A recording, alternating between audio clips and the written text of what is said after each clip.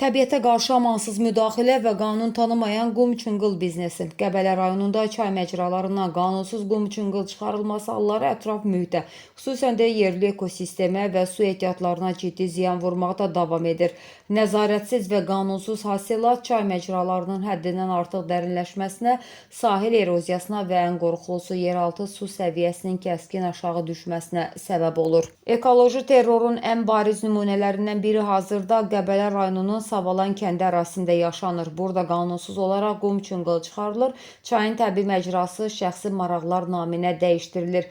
Newsazın məlumatına görə faktla əlaqədar İsmayıllı rayon Ekologiya İdarəsinin Nəriman adlı inspektoru ilə əlaqə saxlanılıb. Vəzifəli şəxs çay məcrasında istismar işlərinin tam qanunsuz həyata keçirildiyini açıq şəkildə təsdiqləyib. O, özbaşınalığın qarşısının alınması üçün dərhal tədbir görüləcəyini və nəticə barədə məlumat veriləcəyini vəd etsə də, sonraki günlərdə zənglərə cavab verməyib, telefonu qapadıb. Əslində ekologiya rəsmilərinin bu arxayınlığı təəccüb doğurur.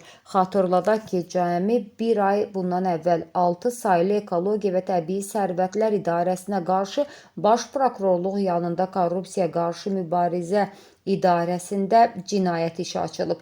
İsmayıllı və Qəbələ icra hakimiyyətlərinin rəsmi şikayəti əsasında başlanan bu araşdırmalardan sonra şikayətlərin çoxluğu səbəbindən idarə rəisi Xəzər Vəliyev tutduğu vəzifədən uzaqlaşdırılıb.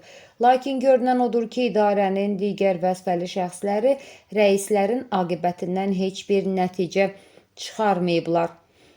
Hüquqşünaslar qeyd edirlər ki, Savalan kəndində qeydə alınan bu fakt sıradan bir qayda pozuntusu deyil. Sözgedən əmələ görə Cinayət Məcəlləsinin torpaq üzərində mülkiyyət, istifadə və ya icarə hüququnu pozma, yerin təkinin qorunması və istifadəsi qaydalarını pozma, vəzifə səlahiyyətlərindən sui-istifadə maddələri üzrə dərhal cinayət işi açılmalıdır.